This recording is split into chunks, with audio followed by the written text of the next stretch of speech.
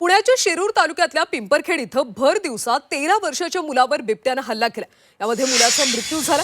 यानंतर संतप्त झालेल्या गावकऱ्यांनी आक्रमक पवित्रा घेतला। या प्रकरणी शिरूर लोकसभेचे खासदार डॉक्टर अमोल कोल्हे यांनी मुख्यमंत्र्यांवर टीका केली।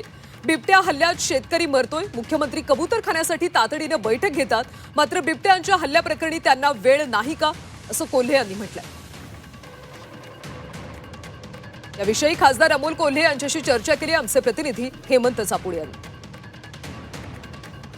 डॉक्टर साहेब, ग्रामस्थांच्या भावना तीव्र पाहायला मिळतात, काय भावना व्यक्त करा? स्वाभाविक आहे, कारण गेल्या 20 दिवसात या परिसरातली ही चौथी घटना घडलेली आहे आणि या सातत्यानं ज्या बिबट मानव संघर्षाच्या गोष्टी समोर येतात, चिमुकल्यानं त्यामध्ये जीव गमवावा लागतोय। पिंपरखेडमध्ये या 2 घटना घडल्या, त्यामध्ये जांबूतमध्ये एक घटना घडली, त्याआधी जुन्नर तालुक्यात एक घटना घडली। अवघ्या महिन्याभराच्या कालावधीमध्ये जर 3 लहानग्यांचा एका माऊलीचा जर यामध्ये हकनाक जीव जात असेल तर याच्यावर ठोस उपाययोजना करणं गरजेचं आहे। हा ठोस कृती आराखडा तयार करावा ही आपण सातत्यानं मागणी करतो। आज जवळपास 56-57 बळी आत्तापर्यंत बिबट मानव संघर्षात गेलेले आहेत। त्यामुळे लोकांनी हा संयम तरी किती बाळगायचा याला सुद्धा काहीतरी मर्यादा आहेत। लोकांची सहनशीलता संपलेली आणि त्याचंच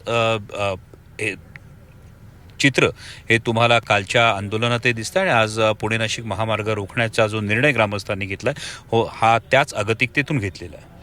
आपण जर विचार केला तर तुम्ही वन विभागाकडनं करतो ह्या बिबट्याला ठार करावं यासाठी सातत्याने प्रयत्न करतो आणि ते परवानगी सुद्धा मिळालेली आहे। ही ग्रामस्थांची जी मागणी होती, यामध्ये जर हा नरभक्षक हे जर बिबटे असतील यामध्ये, कारण एकाच परिसरामध्ये लागोपाठ जेव्हा घटना घडतात तेव्हा हे काही नरभक्षक याच्यामध्ये बिबटे असण्याची शक्यताही नाकारता येत नाही आणि यातला नरभक्षक बिबट्या हा ओळखून त्याला ठार करण्याची परवानगी आपण वन विभागाकडे सातत्यानं मागत होतो आणि वन विभागानं काल रात्री ही तोंडी परवानगी दिली। आज सकाळी त्याचे लेखी आदेश आलेले आहेत आणि शार्प शूटरची पहिली टीम ही पोहोचली अशी मला माहिती आहे। अजून 2 टीम या परिसरामध्ये येतील जेणेकरून हे नरभक्षक जे कोणी बिबटे असतील हे नरभक्षक बिबटे आयडेंटिफाय करून ते न्यूट्रलाइज केले जातील। कुठेतरी याकडे सरकारचं दुर्लक्ष झाल्यामुळे आज ही परिस्थिती ओढवली, कारण की गेली अनेक वर्षापासून बिबट्याचे हल्ले वाढत चालले, याकडे सर्रासपणे दुर्लक्ष केले गेले, त्यामुळे आज ही परिस्थिती उद्भवली का?